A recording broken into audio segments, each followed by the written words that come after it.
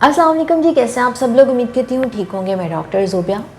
आज हमें जिस टॉपिक के ऊपर बात करनी है वो टॉपिक हमारे वेदर से रेलिवेंट है। और वेदर से रेलिवेंट जो पेशेंट हमारे पास आते हैं, जो बहुत ज़्यादा केसेस हमारे पास रिपोर्ट हो रहे हैं और जो मेडिसिन यूज़ की जाती हैं, आज हम इसके ऊपर बात करेंगे। आज एक ऐसी होम्योपैथिक मेडिसिन को मैं आपके साथ डिस्कस करूंगी जो कि होम्योपैथिक में बहुत ज़्यादा इम्पॉर्टेंट है। और आप बेस टॉप 10 मेडिसिन अगर देखो तो टॉप 10 में ये मेडिसिन लाजमी तौर पर पाई जाती है। और बेशतर जो अमराज होते हैं, जो बेशतर जो कॉम्प्लिकेशंस होती हैं, जो सिम्टम्स होते हैं, वो कवर करती है ये मेडिसिन। ख़ासकर जैसे आपको पता है कि विंटर सीज़न आ गया है और विंटर सीज़न के जो है वो बहुत सारे उसके सिम्टम्स आ रहे हैं। जब मौसम चेंज हो रहा होता है तो जो बहुत ज़्यादा हमारे पास फ्रीक्वेंटली सिम्टम्स आते हैं उनमें फ्लू, उनमें कफ, उसमें थ्रॉट पेन, उसमें हमारा जो है फ़ीवर।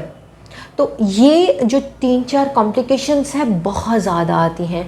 और इससे थोड़ा अगले दर्जे पे हम जाते हैं तो क्या होता है, तो जोड़ों में बहुत ज़्यादा दर्द, जो थोड़े एजड अफराद होते हैं, जो थोड़े एजड लोग होते हैं, उनके हड्डियों का दर्द, उनके जोड़ों का दर्द, उनकी बॉडी में पेन रहना, ये बहुत ज़्यादा होता है।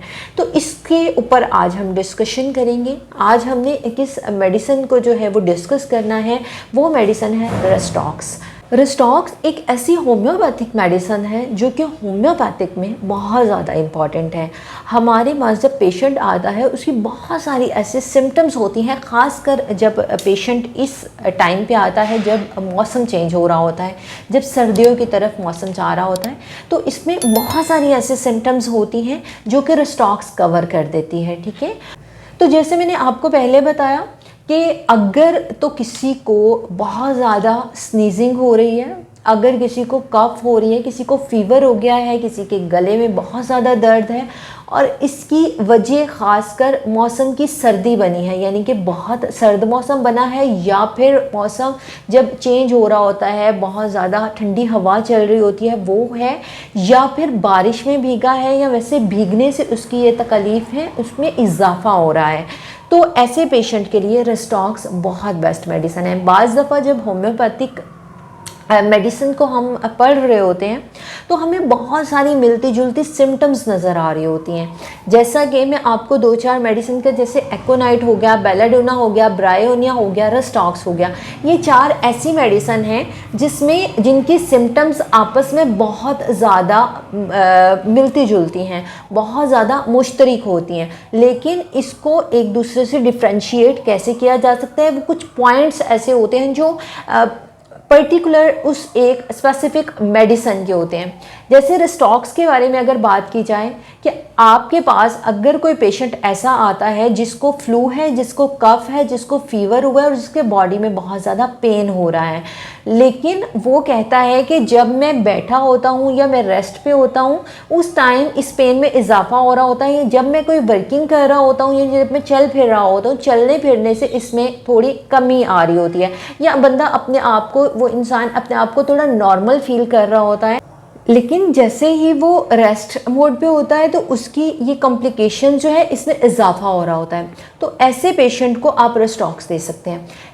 अब जैसे मौसम चेंज हो रहा है और मौसम चेंज के साथ जो फीवर होगा, जो कि गला ख़राब होगा, जो बहुत ज़्यादा स्नीजिंग हो रही होगी या बहुत ज़्यादा फ्लू होगा, उसमें रेस्टॉक्स बहुत अच्छा रोल प्ले करती है। ये एक जो है वो एक एंड रेस्टॉक्स का ये है।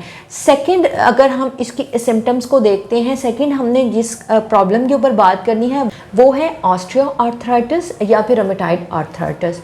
अब ऑस्टियो आर्थराइटिस और रूमेटॉइड आर्थराइटिस, इन दोनों में रेस्टॉक्स बहुत बेस्ट मेडिसिन है।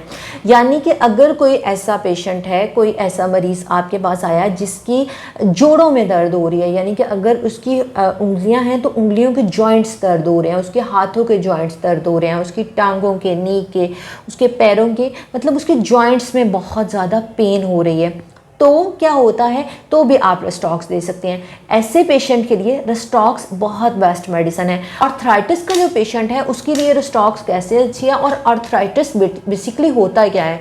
अब क्या होता है कि हमारी बॉडी में बहुत सारे एंटीबॉडीज़ होते हैं। एंटीबॉडीज़ मीन वो हमारी बॉडी में एक ऐसा सर्कल चल रहा होता है कि हमारी बॉडी में जो एंटीबॉडीज़ होते हैं वो बैरूनी जितनी भी ताकतें होती हैं जो कि नुकसान पहुंचाने वाली होती हैं, कोई बीमारियां होती हैं, वो हमलावर होती हैं, वो एंटीबॉडीज़ उससे जंग करते हैं और हमारी बॉडी को सिक्योर करते हैं, प्रोटेक्ट करते हैं। लेकिन बाज़ दफ़ा क्या होता है कि ये इनका फ़्लो जो है, इनका तवाज़न जो है वो बिगड़ जाता है। ये एंटीबॉडीज़ उन जर्म्स से, उन बैक्टीरिया से, उन वायरसेस से लड़ने की बजाय अपने बैरूनी जो अंदरूनी सिस्टम होता है, अंदरूनी जो सेल होते हैं उनसे फ़ाइटिंग स्टार्ट कर देते हैं। जब ये उनसे फ़ाइटिंग स्टार्ट कर देते हैं, बेरब्त हो जाते हैं, तो हमारी बॉडी में उस स्पेसिफिक पार्ट में जो है वो कॉम्प्लिकेशंस पैदा हो जाती हैं। जब वो कॉम्प्लिकेशंस पैदा हो जाती हैं तो वो कॉम्प्लिकेशंस किस तरीके से नज़र आती हैं, वो हमारी जिल्द पे कैसे नज़र आती है, वो हमारी बॉडी पे दर्द की सूरत में, वो स्वेलिंग की सूरत में, वो जो है वो लाइनों की सूरत में, वो रैशेस की सूरत में, वो हमारी बॉडी में उनकी इंडिकेशंस बनना शुरू हो जाती हैं।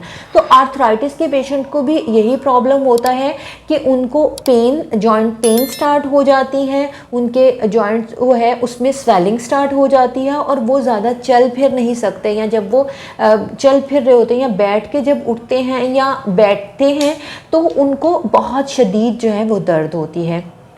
तो रस्टॉक्स इन तमाम बीमारियों के लिए, इन तमाम इश्यूज़ के लिए बहुत बेस्ट मेडिसिन है। बेसिकली अगर मैं बात करूं कि जैसे ये वेदर चेंज हो रहा है, चेंज होते वेदर के लिए अगर कोई एक मेडिसिन मैं आपको ऐसी रिकमेंड करूं कि आपके घर में वो मेडिसिन होनी चाहिए, अगर आपको फ्लू हो रहा है, आपको कफ हो रही है, आपको फीवर हो रहा है, या बारिश में भीगने की वजह से आपको ये इशू हो रहा है, या बहुत ज़्यादा ठंड की वजह से आपके साथ ये इशू, ये सिम्टम्स आपको देखने को मिल रहे हैं, तो आप रस्टॉक्स लाजमी तौर पर यूज़ करेंगे। उम्मीद करती हूँ कि आज की वीडियो में मैंने आपसे जो पॉइंट डिस्कस किए आपको समझ आ गए होंगे।